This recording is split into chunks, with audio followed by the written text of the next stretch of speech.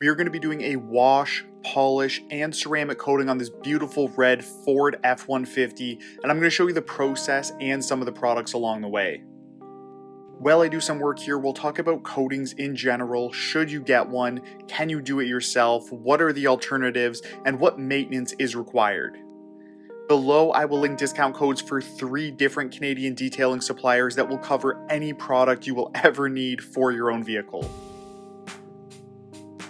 The first question you need to ask yourself before getting a coating is, do you enjoy hand washing your own vehicle? If you're not the kind of person that wants to take care of their exterior, chances are you won't maintain it properly and you'd be better off with a cheaper alternative that is easily applied, like a paint sealant or hydrophobic spray. They do need to be washed properly with good products, and they need to be decontaminated from time to time, typically every 6 to 12 months. That is to unclog them so you can continue to see the benefits of the coating. If your water beading disappears, it doesn't mean the coating is gone. It just means there's a good chance it needs a decon, and I do have full videos on that as well. The second question would be, what properties are you mainly looking for? This will determine what kind of product you want. Not all coatings are going to be the same. If you are just looking for hydrophobic properties to provide water beading and ease of maintenance, you are in luck because there's tons of DIY coatings that are easy to apply and provide that along with some UV protection, and they can also last for years. But if you're looking for a hard coating to add some soil resistance, maybe even some light abrasion protection, you'll be leaning more towards professional products that will require some type of certification, potentially a hard resin clear coat, or like this pickup, maybe a 2-layer ceramic coating with a hard base coat topped with a hydrophobic coating. Keep in mind, coatings are not scratch proof and stone chips will blow right through them. The only true protection against that is physical paint protection film. Now that we have the basics out of the way, hopefully you either have a better understanding on if a coating is right for you, or if you already have one and proper expectations weren't set, now you know. Let's talk about some alternatives to coatings, and if you want to do a coating yourself, is it possible? First, let's go over some alternatives. If you are not worried about having a super hard coating and you really just want a nice boost of gloss, shine, depth to the paint, and even some water beading, I'm about to info dump some ideas because I love talking about the alternatives. Don't get me wrong, coatings are fantastic, but I would go as far to say that 80% of people that get coatings are either being misled and upsold on a service they do not need. They are not magical, and they are truly for enthusiasts that enjoy taking care of their vehicle themselves consistently, or someone who wants to preserve their paint and is willing to spend the money to take it to a professional for maintenance washes and decons frequently. Now let's talk about some DIY alternatives that you could manage yourself or even get your detailer to do it for you.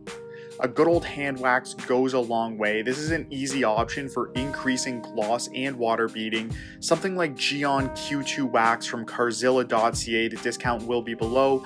It's very user friendly, and there's something about spending the time working on your vehicle by hand, panel by panel, that people really enjoy. I also do have a full video on hand waxing as well. The next step up would be spray sealants. On the lower end, some of the very user-friendly ones like P&S Bead Maker from Carzilla as well, discount below. That, for example, will last roughly the same amount of time as hand wax, but it's super easy to apply and far quicker. You can either spray it on your wet paint after washing and then rinse up to activate it, and then rinse down to remove the excess product, and bam, you have extra gloss and hydrophobics. Or you can even apply it dry so it lasts longer. You basically spray it on a microfiber, wipe it on the panel, and then buff it off with a dry one. Now there is also professional sealants that you can buy yourself, like Labo Cosmetica's Cupido, which is a nano composite sealant found on shinesupply.ca. Discount will be below for that as well. This has the ability to last from 6, even upwards of 12 months, depending on if you apply it with a primer polish or not. It can be very grabby though, and you need to work in smaller sections to ensure that you're not leaving any high spots or streaks, because it is truly a harder sealant that will provide fantastic results for quite a long time. One last option would be protective polishes, assuming you know how to actually do a decontamination wash and polish your vehicle without leaving buffer trails or making costly mistakes. This can be a great option. My two favorite products are Rupes Uno Protect and Uno Advance from Carzilla as well. You can apply both of these with a polishing machine, allowing you to remove some light swirls and get a deeper gloss out of it. They put a light layer on the paint that can last anywhere from 3 upwards of 12 months depending on which one you use, and they're both very user friendly. Now, if you are stuck on a coating and you're sitting back asking, can you apply it yourself? The answer is absolutely. The difference is you won't have access to professional coating, so you'll have to buy a more DIY coating, but they can still last 2 to 3 years, so that's not really an issue. You do need to learn how to do proper decontamination washes prior to applying it, potentially from one of my videos or someone else's.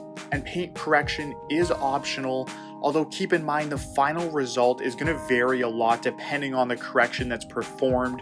So if you do have swirling and dulling of your paint, a ceramic coating isn't going to fix any of that. It's not going to hide swirls and scratches. So you really have to be happy with where your paint is currently sitting if you're just going to apply it after a wash, because again, it's just not going to fix any imperfections. I always do a polish 100% of the time, even on brand new vehicles. In my opinion, it's kind of part of the cleaning process to make sure the paint is 100% prepped and ready. But again, that's for paying customers. If you're just doing this yourself for fun and buying a $100 bottle of coating just for the experience, as long as you have a good decon wash prior and you're not worried about a few swirls, you're good to go. I will have a video going up shortly about coating your own vehicle and what product is fantastic for that. I tested it out myself and had someone who's never touched a coating before apply it and get a feel for how user-friendly it was. So I will link that at the end of this video once that's uploaded too. Hopefully this video helped you make your decision on whether to get a coating or not, and if not, what other path or product you might take. Don't forget to like and subscribe for more detailing content, and if you have any questions or video requests, go ahead and drop them down below.